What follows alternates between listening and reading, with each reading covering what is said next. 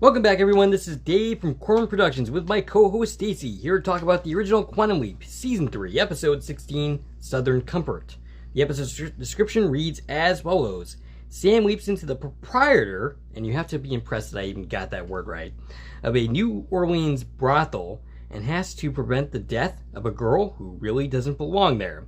The episode was written by Tommy Thompson, last responsible for Future Boy, and the last episode of the season that he will do will be Heart of a Champion. That's not one of my favorite episodes. And we'll see if that improves us on Rewatch. I'm thinking not. But anyway, the episode was directed by Chris Rapunzel.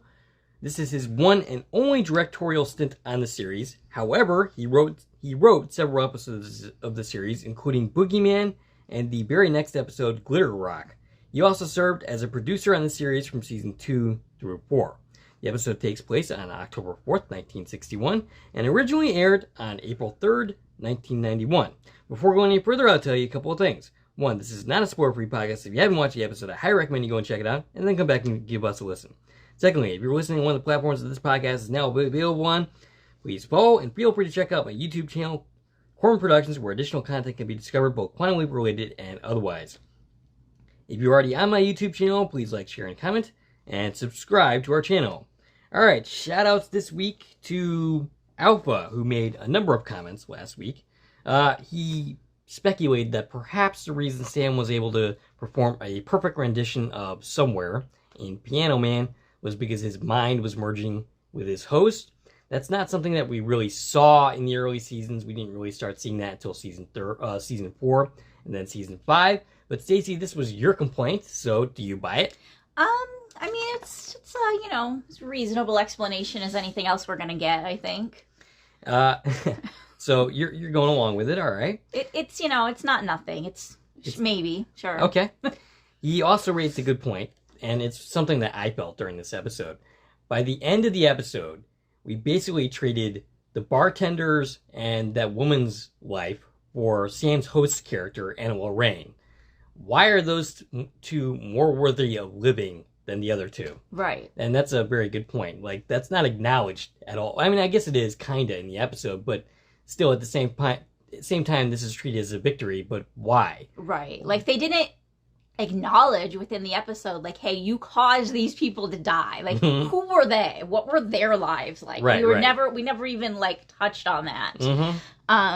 To compare it to something like Vietnam, where, of course, Sam's addressing, he traded Maggie's life for his brother's. Right.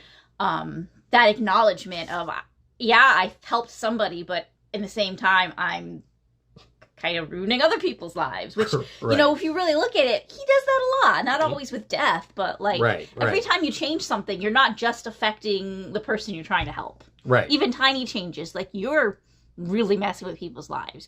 You're really messing with the timeline in bigger ways than you're contemplating in this moment. Yep. And Mark Davidson also commented, he said he enjoyed the episode set in the 80s. Big Guy 617 listed this episode as his favorite, along with this is his phrasing, the Kiss Light episode, otherwise known as Glitter Rock, which is the very next episode after this one. He also went back and commented on my Boogeyman video from a long time ago. Okay. And speculated that the devil is the reason for the Evil Leaper project, which is certainly a theory that's been out there. But, all right. Oh, and one more shout out. This was just added to Adam's brother, Andrew Wilcox. He had a birthday today, as a matter of fact. The day where you're recording. I'm not quite sure how old he is. I just learned about this. And unfortunately, Adam isn't quite around to ask, so I'm just going to say happy birthday. Well, we'll address it tonight when we're recording together. Yeah, we'll do that. We'll do another shout out because why not? All right, so Stacie, your thoughts on this week's episode? I mean, I don't know if I have a lot to say. This episode's, it's an okay episode. I never had real strong feelings for this in any direction. I mean, watching this as a kid, this was like the naughty episode, right? That's like, ooh, we're not supposed to talk about this one. My biggest, thing watching this is really just my mind comparing it to Private Dancer, right? And we talked about this when we recorded that episode a couple weeks ago. Just, it's such a different tone, right? In Private Dancer, the whole thing is don't let this girl become a stripper because then she's going to become a prostitute and get AIDS and die. And it was a really serious tone, like, this is horrible, we have to stop this. Yet, in this episode, I mean, Sam, of course, is against the whole thing, but it's a much lighter, more comedic atmosphere, right? The whole tone is very different. And we're not there to, like, shut down this house. We're just there to save this one person from domestic violence. So, like, the overall tone just feels really kind of weird in contrast to that, given that they're only a couple leaps apart. Right. And obviously we have different creative minds here, and I don't have any particular problems with this episode. I find it funny to note, like, how drastically different the tone is on a similar topic. It's interesting. I think it'd be an interesting question to ask Tommy Thompson if we get a chance to interview him. Like, was there editorial control over the messaging? Like, from these various episodes, like, Piano Man had, like, well, not Piano Man, Private Dancer had a very, a different take on this same issue, like you were just saying, and I'm just kind of wondering, did anybody look at that and say, this is not really consistent, or? Yeah. I mean, one thing that, you know, I do have to note in my head is the timing, right? So Private Dancer took place, I forget, was it early 80s or late 70s, somewhere in there? And, you know, it was about AIDS. Right. She's going to die of AIDS. And, you know, that was a really hot topic in 1990. Where are we? 2, 3, whatever this is being recorded? 90, I'm pretty sure it was 90. Okay, so we're a little earlier than my brain just wanted to go. But wherever we're at, like, that was, like, a huge topic, right? Yeah. And it was still, like, a huge pandemic issue. And so that was their message, is like, oh, AIDS is bad. Now, that wasn't a thing in 1961. Right, okay. So, I guess the attitude of the time frame the episode's taking place would have been a little bit different. That makes sense. Just based on, you know, that disease viewpoint. I mean, of course, there were still venereal diseases in the 60s, but I don't think they were considered as serious, life-threatening epidemic situations. Right. As we have been since, you know, since AIDS became a thing.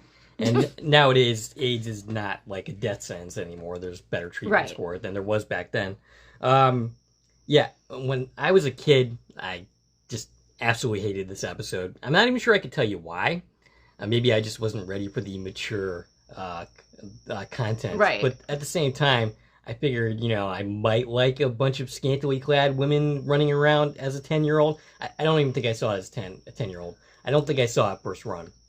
I think I saw it at least a couple years after that. Yeah. But, yeah, I mean, since then, I've rewatched it and reconsidered it, and I liked it better than when I was a kid. And rewatching it now, I have an even better appreciation for it, specifically the character of Marcia. Because as a, you know, we've talked about this before, our perspectives are different from when they were back when they were a kid. I look at Marcia differently now. I understand her better. Yeah. You know, someone who's looking back on her past and, you know, regretting her life's choices. Right. Trying to make a fresh start. And even though she's not the focus of this leap, Sam definitely helps her. Right.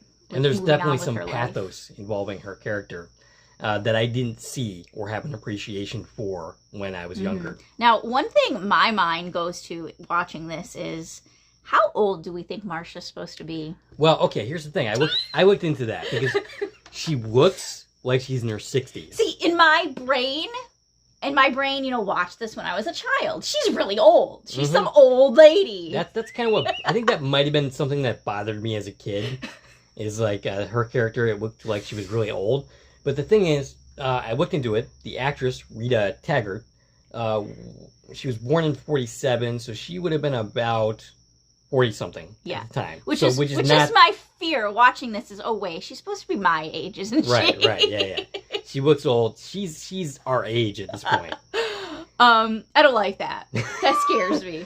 And you know, that's just, this is a thing. Like, even looking at when this was made in the 90s, not even looking at the 60s, people looked older.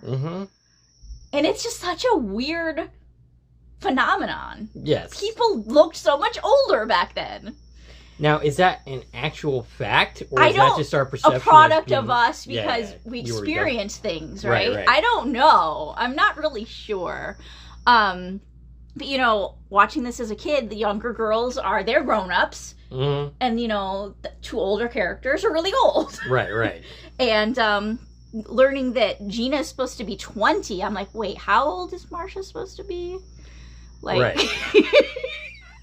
Yeah. yeah.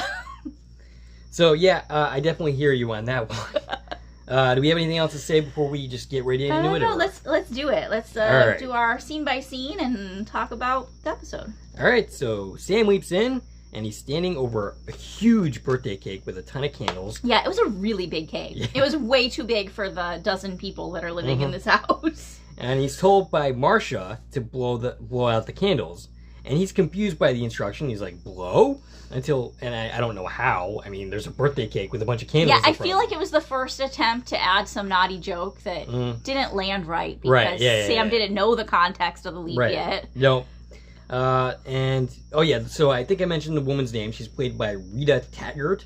She has 69 acting credits, including one in 2021. So that was a relatively recent appearance. Yeah.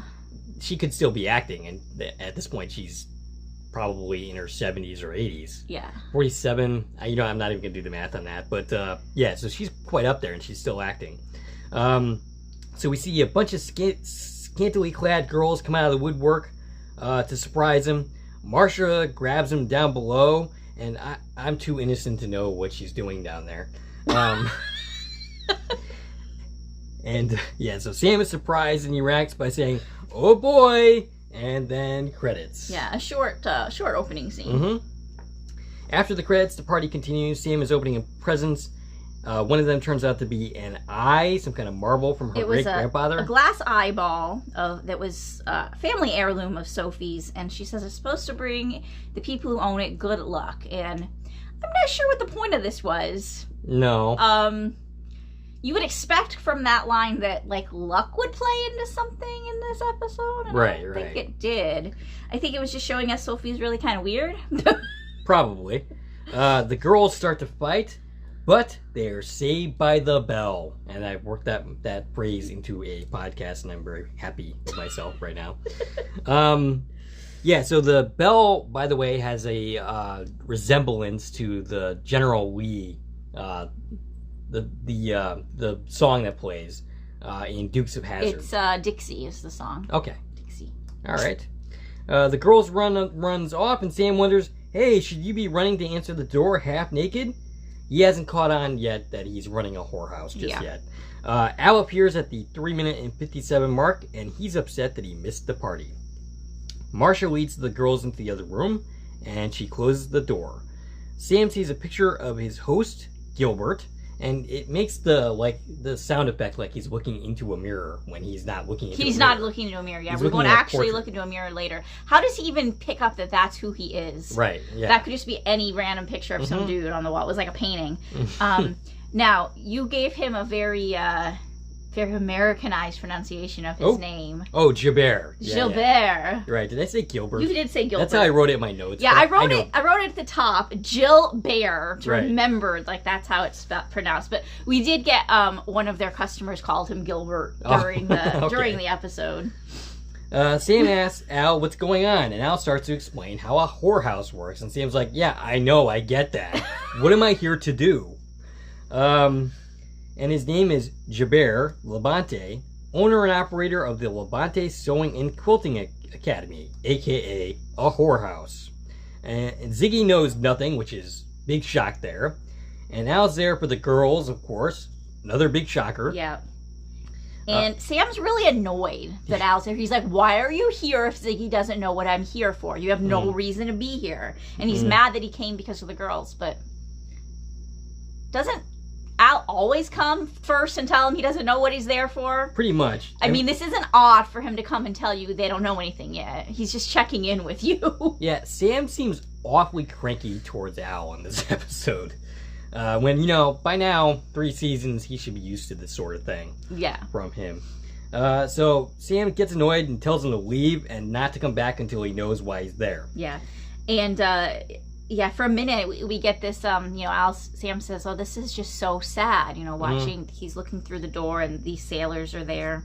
It's specifically, he sees an older man. Old man, right? And he goes upstairs with one of the girls, and Al's like, "You're right. It's tragic." And for a second, Sam's like, "Oh, like you agree with me? You think this is bad?" And he's like, "Yeah, this place should have an elevator." Right. For the physically impaired. So Al really was getting, like, he was pushing Sam's nerves. Like, and he knew he was being extra. Marcia comes in and puts the moves on Sam, and he is not thrilled, despite the fact that, I don't know, how old is Bakula at this point? He's in his 40s, isn't it?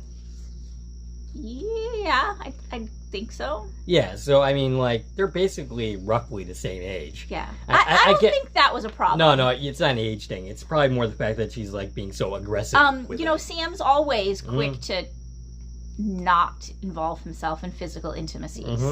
Until he does fall for the person, which happens quite a lot, and, then he does. But, he's always trying to, at least at first, kind of, respect the boundaries of his host. Anyway, they are interrupted by a commotion. One of the girls doesn't want to go upstairs with one of the sailors, and this is Gina, and she is the reason why he's there. Yeah, we also learned right before they were interrupted that Marcia and Gilbert are planning to be married. She was kind of pushing him, like, when are we gonna? Let's set the date. When are we gonna do this? And Sam does not take the bait on that one, not making a decision for his host. We don't know that this is the girl that we're here for. She's played by Georgina Emlyn, who has 24 acting credits, including an episode of The Invisible Man, and an episode of Frasier, which is really funny, for reasons I will explain in a little bit. Okay. But, so the sailor is angry, Sam defends her, and is backed off by a black woman with a shotgun. I think she's the cook or something. She's the one cooking the gumbo. I think she's the cook. I don't think we ever got a name for this character in the episode. I didn't actually look in the credits. But yeah, she definitely was an older woman. Right. Who has a few comedic moments throughout the episode. Yeah. In comes the villain, played by Dan Butler. And he was a co-star on Frasier. He played Mad Dog on that series, which is why Georgina Emlyn also being on that series is kind of funny. Because it's quite possible that those two actors got a chance to get a reunion during that show, though I'm not sure. I didn't actually check out the episode to see if that was the case. Okay. But he has 108 acting credits, including a House MD episode. He played one of House's nemesises, who was developing a migraine medication that House was trying to disprove by taking the medication himself. I'm not sure if you remember that episode or not. Not specifically. Okay. And he was also in Enemy of the State. He also has a couple of writing and directing credits. Gina is quick to nope out of there, and when she notices Jake, and she says that she feels sick. Now at the time, it's very easy to just assume that she sees Jake and is using being sick as an excuse. Right. So it's an early hint, but at the same time, it can be easily not taken as a hint. Right. So he comes in to talk to Gilbert. And he claims to be looking for a student, and actually this is technically accurate. Yeah, well, he starts by saying he's looking for a 20-year-old redhead. That's all he says. Right. Which, of course, the girls take to mean he's looking for some company. Right. And some companionship. Marcia calls over Paulette, who is a young redheaded girl. And, he corrects her like, no, that's not what I meant. I mean, I'm looking for a specific girl, one of my students. I run this finishing school, and, she ran off. Which, yeah, you're right. That's not technically wrong. Right. Sam noted that, so Marcia basically says, we can't help you. Jake apologizes and leaves. Sam noted that Gina looked terrified of Jake. And Marcia offers to go talk to her, but Sam says he'll do it instead. Yeah. And she has this confused look on her face. Like maybe this is not a typical action by Gilbert. Yeah. And we get the sense that Gilbert, or it is right, Gilbert, right? Or Gilbert, whatever. That this guy is not necessarily the best dude. Well, I mean, no. And also, knowing her relationship here, she's probably eager to be the one to talk to her because she's worried the beans are going to get spilled here. Right. So she's got multiple motivations at this point. So we see the cook is giving Gina a cure for the upset stomach. Yeah. It seems to be this green concoction. It was some kind of juicy, blend that involved whiskey and plantains. No, thank you. I'll just stick with my stomach probably not ache. the best thing for her right now. Right. So she ends up leaving. Sam attempts to talk to her, but she doesn't really let him. Yeah, Sam wants to know, why are you here? Right. Like, he's sensed right away that she does not belong he's here. coming from a place of, I feel like I need to help you. And he's right. He's usually pretty good with his instincts. But of course, you know, to her it's going to sound like the guy who owns this place thinks you're not good enough to be here. And is complaining about, you know, your lack of interest in doing your job. So she ends up shutting him down, takes off, says she's going to go to bed.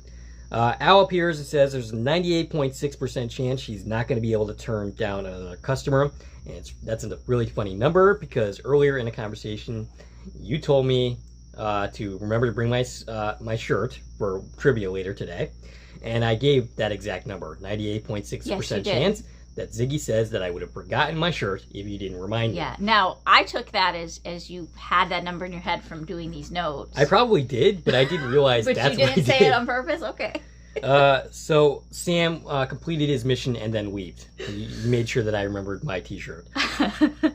Sam wants to know why he can never get good news from Ziggy, and this is a really weird complaint from Sam. Yeah. Sam is kind of, at times, written weird in this episode. Did you forget what you're doing? Right. You know, you're not here to make sure the good things that already happen. You're here to fix bad things. Al says that sometime in the next 24 hours, she disappears. Her body turns up in a swamp. In a month. Beaten to death. And they don't have any police records from one county, but they had something from somewhere else. Her body's found 160 miles away in Lake Charles, which is where she's originally from.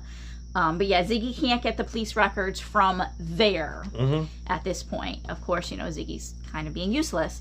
And, but they were able to get some records from New Orleans, which is where they're at. And the one piece of data they have that they think might be helpful is that a witness saw someone matching her description leaving the Adams Hotel with a man tonight. And that turns out to be a very useful piece of information indeed. So Gina goes to her room and she's confronted by Marcia, who's annoyed with her for almost blowing it with the sailor, saying that if Jabert finds out that she's her cousin and not a working girl, they're both going to get thrown out. Yeah. Which is a funny thing to say if you think you're engaged to this guy. Right. You obviously don't have a lot of faith in that relationship. No. Already. Right, yeah. And Marcia asks Gina, why is she there? And I don't even think Gina answers the question. Yeah, she basically just says, you know, I told you I just couldn't be in Lake, what is it, Lake Charles anymore. So Marcia reveals her plan to marry Jobert. And when Gina says she must love him, she responds, she isn't sure love is what you would call it. All right, what does she mean by that? What is she saying here? Well, I mean, again, like what I just said, she doesn't have a lot of faith in this relationship. I think she's just clinging to an opportunity, you know. Gotcha. So she doesn't see this as a love relationship. Yeah, I think it's telling us, you know, we're not supposed to be too heartbroken for her to find out they don't end up together. Yeah, I was just kind of curious what she was specifically meaning from that. Like, why is she marrying him if she doesn't love him? Is this just a marriage of convenience because she sees her time is running out? Right. Something along those lines? Yeah, I think she's just looking to, you know, make something of her life other than what she has. And getting married seems like the responsible thing to do, right? Yeah, why not? Gina reveals that when she was a kid, she thought Marcia was the most beautiful girl and that every boy was chasing her. And Marcia says very sadly and with some regret that most caught her. Yep. Marcia thinks that this isn't the place for her and suggests that she go home, but Gina doesn't think there's anything there for her. And Marcia realizes that they have that in common. Yeah, and we also learned here that Gina's mom recently passed away. She warns Gina to watch her step. Jabert won't hesitate to throw them both out. They embrace, and Gina thanks her for helping her. And this is a lovely scene between these two. I thought it was a very well done scene. We cut to Al, who's going on and on about the food. Yeah, he's drooling over the crawfish gumbo that's cooking. And, you know, this is a common scene for Al. He's always very interested in all of the food that's being cooked, and it's always so sad he can't smell it or taste it. And Sam's getting annoyed, saying he needs to get off the whole food thing and find a way to save Gina. And then he suggests shutting down the house so no one gets in, no one gets out. Well, not the no one gets out part, but nobody gets in to hurt Gina. Now this would have made more sense if he also stipulated some sort of curfew that the girls can't leave tonight. Right. Yeah, that makes sense. But we didn't ever say that. I mean, I guess you could also say Gina can't leave, but at the same time, that's kind of a weird signal out, so you couldn't go about that way. Yeah, but Ziggy says there's a 60% chance Gina's taken from this house, which isn't necessarily a helpful statistic. And also, where are you coming up with that? Right. Because you have no idea what happened to her. Right. And, Al thinks it's just better to keep the place open. This way, you know where Gina is. Yeah, you can keep an eye on her. A couple of men enter who want to participate in the house's activities. I wouldn't know what those activities are because I'm completely innocent in every way. Sam tries to stall them by having them sing. And they're wearing these red hats. Yeah, they're Shriners hats. Right. So they're introduced as the Shriners from Shreveport. But we quickly learn they're not actually Shriners. They won those hats in a poker game at their hotel. And they don't want to do this. They don't want to sing. But after watching one of the girls bend over, they change their minds and start singing. Yeah. And that hotel, by the way, where they won the poker game is the Adams. Right. So now we have some suspects, right? Mm-hmm. It's very likely, it seems, that one of these guys is the one involved in Gina's disappearance. So they're at it for a while. They're singing 99 beers on the wall. They stop, and then Sam insists that they play charades. And at this point, the group member, who seems like the leader, says, nah, we're not doing that. Are we going to get to fooling around? We're going to stop fooling around and get to fooling around, if you know what I mean. Which, of course, I don't, because, once again, innocent, totally. So he asks, are we going to do that or not? And Jabert's like... And basically, we cut to the next scene where we get the answer. These men are now leaving. Yeah. So we get the idea. Sam threw him out, basically. And Marcia's really confused by this. Like, what was that? And Sam tries to say, they seemed like trouble to me. And she's not buying this. She's like, yeah, those old guys sure were trouble. Right. And Jabert thinks that they should shut the house down in honor of his birthday. Yeah. So despite now Al behind him. He's using it as an excuse, right? He's like, it's my birthday. Right. I don't want to work tonight. Let's shut the house down. Marcia is excited, and she goes off to tell the other girls. Sam's logic makes sense, but at the same time, the house is being watched by Jake, so we know it's not going to work. Yeah. And Ziggy, Al tells us that Ziggy says nothing's changed. Right. Nothing was accomplished. Nothing at all has changed. She still, everything still happens with her that happened. Mm-hmm. And then the girls are arguing, the same ones that were arguing before. The one who gave the glass eye and... Sophie. And the taller one. Yeah, I don't know her name. They're going to go to the French Quarter, not the French Crawler. Though I would love a French Crawler. Gina isn't going with them, which is very convenient. Good thing for Sam that's what she's decided to do. Yeah. And neither is Marcia for very different reasons. Al informs Sam that Gilbert and Marcia never ended up getting married. Yeah. In fact, Gilbert ends up marrying Paulette. Who is the young redhead. Oh, okay. Yeah. I missed that little bit of information. She goes upstairs, and Marcia just goes upstairs and gets ready to get into a more comfortable outfit. Comfortable, although she looked pretty comfortable already. Right. Sam approaches Gina and tries to talk again, and Sam wonders if her mom wonders what she's doing. Well, she's dead, so no. How about your father? Well, he abandoned them when she was like a teenager. 15, or something. Yeah, 15. So nope. And shouldn't Al have told Sam any of this information about this girl's life? Yeah. You think some of this would have come up already? Mm-hmm. Of course, if it had, then we would have also expected the other fact to have come up. So I guess there's a reason we don't know anything. Ziggy has very selective and convenient facts available on any given time.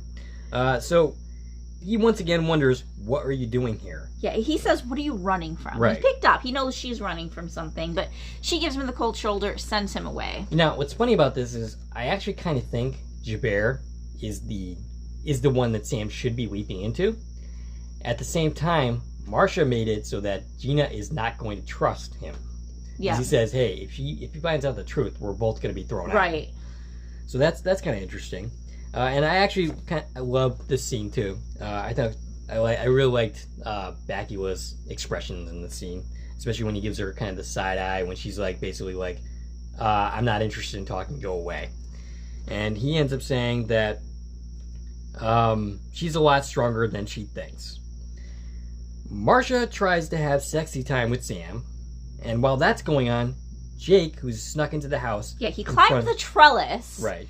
to get into the second floor, and he's found his way into Gina's bedroom. Mm-hmm.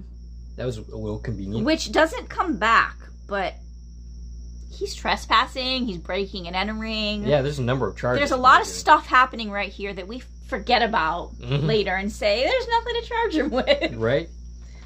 So Jake ended up finding her because he found a picture in the scrapbook, and this is a picture of Marcia and a much younger Gina. Right, so this is how he recognized Marcia. He's been going around showing the picture, saying, hey, I'm looking for this woman, and it led him to this house, which has apparently a very, very known reputation.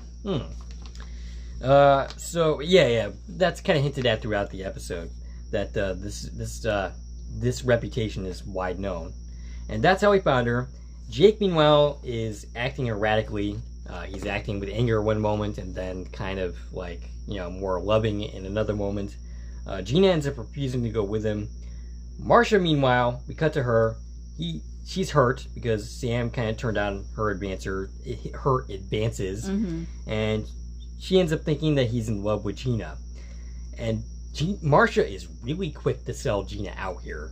She thinks that if Jabber discovers this bit of information, they're both going to be kicked out, and yet she just sells her. Yeah, right. After all of the times of her saying, like, he can't find out, she finally admits it, that Gina's her cousin. And she says she was a fool for thinking that she could start over, that Jabber will never see her as anything other than a whore. Sam says it's never too late to start over, but he doesn't think he's the one to start over with. Right. Okay, so on the one hand, I would say that this is him making a decision for his host. On the other hand, he already knows. He already knows they don't end up together. So he's probably trying to save Marcia some heartache, when it does come down to it, that Gilbert's not going to marry her. I think it would have been worse if, Sam tried to keep them together. Right. Because... Right. They didn't belong together. Right. And, he's helping her here, telling her she can start over. And this is where he's having some influence, in her thoughts, that Gilbert probably wouldn't be so accommodating of. Right, exactly. Which is why I think, in the long run, all in all, Jabber is the perfect person to be replaced by Sam in this episode. Yeah. Despite it also having some weaknesses here and there, like not really working out for him too well. But they are interrupted by Gina's screams, and Sam goes and intervenes. He ends up fighting with Jake. Yeah, and he's like literally beating Gina with, I think it's his necktie. Yeah. It looked pretty violent. It was very, very abrasive. And, he should know she's not alone in this house. You'd think he'd be a little more discreet. Right. Yes. Apparently not. I mean, we never really get the sense that Jake is all that smart. Yeah. But Gina is knocked unconscious. Jake gets away. And when we come back with Gina waking up, we have Sheriff Nolan already there. He's played by David Graff, who has 104 acting credits. He died in 2001 at the age of 50. You actually watched an episode with David Graff in it, though I doubt you remember it. An episode of what? It was Star Trek Voyager. It was the season premiere of season 2. That'd be the one with Amelia Earhart. Okay. So he played the drunk that was, I think, associated with Amelia Earhart. Okay. So, yeah, you definitely saw him. I don't know if this is clicking into place for you, but, so, yeah, he questions Gina, and actually, I like Sheriff Nolan in this episode. I kind of wish he was in more of the episode. I think he kind of has some nice chemistry with Scott Bakula. It's really weird, because this is like 13 minutes left of the episode, and we're being introduced to this new character. Yeah. So she ends up refusing to press charges, and says she doesn't feel so good. Yeah, and she insists she doesn't know the man. Right. So both Marcia and that older black woman, the cook, are there. They leave with her. They take the girl off when she says she doesn't feel good, and Sam's left with the sheriff. And Sam ends up saying, she's lying. I know that she is. And he ends up wanting to go ask Jake about it, who's at the Adams Hotel. And no one isn't down for this, saying that if she isn't going to press charges, there's nothing they can do. And Sam suggests they can scare him. They got to do something, otherwise Jake is going to end up killing her. Do you want that on your conscience? And the sheriff, of course, says no. And you get the impression here that Gilbert and this sheriff do have a friendship. You know, he's not... He comes at a place where he's ready to listen to him, and they have some kind of good working relationship already. Which is kind of why I think he should have been introduced earlier in the episode in some capacity. Yeah. Some way. Even if he's like, oh, hey, how you doing? I don't know, something. Or, you know, maybe a good place to do that was earlier in the episode, the Shriners, was somebody who came said, so-and-so, you know, was the one who told us about you. Maybe that so-and-so should have been the sheriff instead of the guy that runs the gas station. That makes sense. All right, so the episode turns into a buddy cop movie. They find his hotel room. Yeah, and, like, how practical is it that, like, this guy's going to go with the sheriff to get this guy? Right. It's really kind of silly and weird. Yeah. They find his hotel room, and no one is bumbling around. Jake happens upon them, and Sam ends up tackling them. And it turns out that Gina is his wife. No one confirms Jake's story by talking to somebody. He called the sheriff in Lake Charles. Okay. Who he seemed buddy-buddy with as well, which seems funny. 160 miles is pretty far away for small... Like, Lake Charles seems like a small town, and he was like, oh, tell your wife, whose name he said. Like, I said hello. Like, they know each other. Well, maybe they went to school together, and they happened to just part ways and go to different towns and be sheriffs in different towns. I don't know.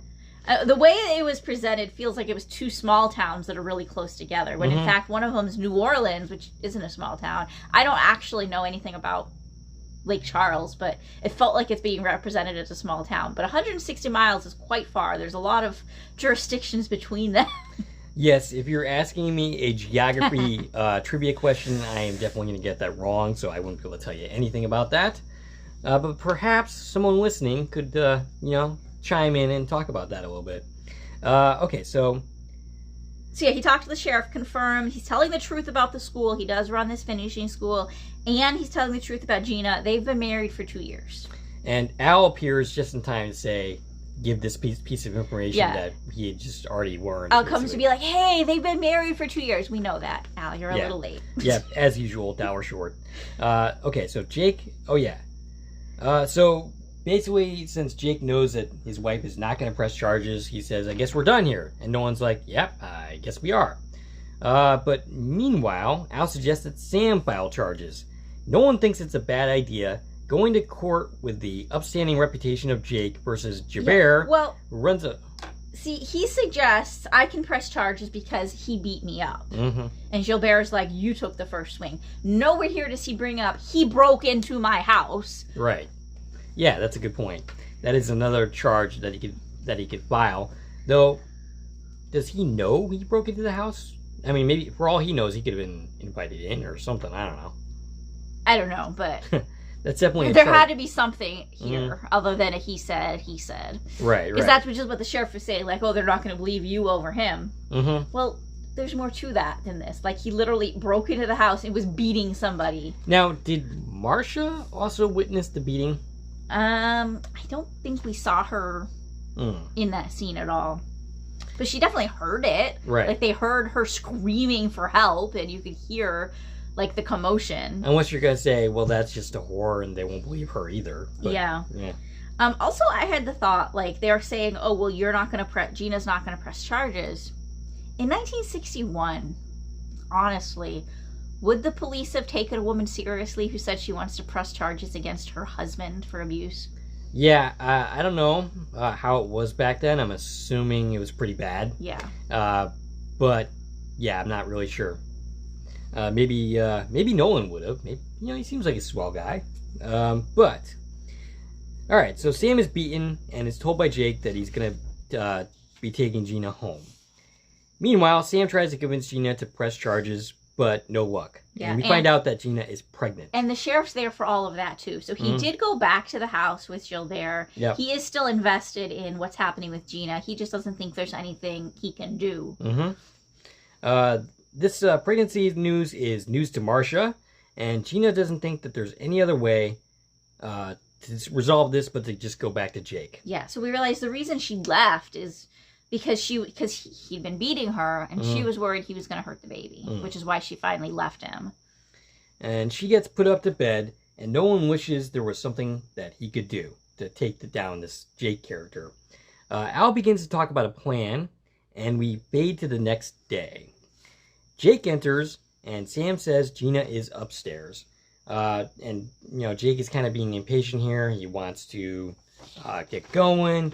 But Sam sets a trap with a graduation photo with the girls. Yeah, so they're all dressed up, and they're standing on the stairs taking the graduation photo for the sewing academy, of course. And Jake thinks this is ridiculous, but he's like, you've got graduation photos at your school. We've got graduation photos, too.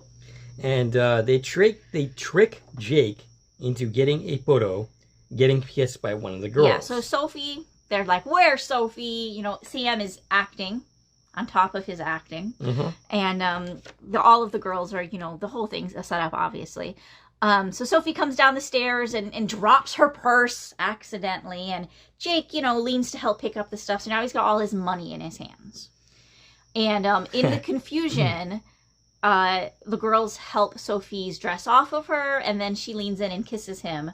Sam takes the photo, and it's Jake standing with Sophie, kissing him, holding all his crumpled up cash in his hands. Now, what if he didn't jump in to help pick up the money? Right. What if he didn't turn his head? There were some assumptions in this plan that he was actually going to play along here. Right. And it's a good thing that this actually wasn't the solution ultimately to the problem. We'll get to that in a moment. But Jake, Sheriff Nolan enters, and Sam says that Jake is a teacher at a finishing school for girls, and he has evidence of him soliciting a prostitute. And all the girls are like, oh yeah, he asked me. Yeah. And then the cook, the black woman, hilariously is like, oh yeah, and he solicited me too. Yeah, and she's like 80 years old. Yeah. Hey, no judgment if Jake is into that kind of thing, but... and of course the sheriff's in on this too. Right. He was standing there waiting, and he didn't just wander in. The whole thing's a setup. Jake knows it's a setup. Right. And he's unimpressed by it, and he says, hey, I congratulate you on a well-played hand, but in the end, you're still a whorehouse, and who's gonna believe you? And Gina has finally come to her senses, and she's like, well, and you're a wife beater, and tells Jake to go away. Beaten, Jake ends up leaving, hat in hand, and Nolan ends up shaking hands with Sam. And Jake's history ends up bleak. He ends up so paranoid about this picture situation that he ends up in a loony bin. Yeah. It says he never went back to Lake Charles, which... Okay, the whole reason you don't want the photo to get out is so you didn't lose your job, but then you didn't go back to your job anyways. Right. And Al tells Sam that everything works out for Gina. She gets a job as a waitress in Atlanta and has a boy that's named Jabir. But you know what I really want to know, and Al doesn't tell me? Does she go back to high school? I assume she'd finished high school. Yeah, I think this finishing school is more of a college. Yeah, and just in case you're curious, that's a little joke going back to Private Dancer. Where Al's biggest concern was if the girl finished high school. And doesn't seem to be concerned about that at all this episode. But no, I think she finished high school already. Marcia ends up coming in. Did I mention the fact that she ends up naming the kid Jabir? Yeah, which Al seems really stumped by. I don't know, that seemed a little weird. Al's reaction was very... Like, what? So Marcia is also leaving, as it turns out, to get a new start. So Sam is 2 for 2 here. Basically gets Marcia away from Jabir. And she's going to go with Gina. That's the impression I got anyway. Yeah, she's going to go help her raise the baby. Sam wishes her luck. Gina and Sam embrace. And the girls go to see them off. Oh, except one. And I believe this is the one that ends up marrying Jabir. Yeah, this is Paulette. Okay. And she ends up going upstairs to get a hot bath.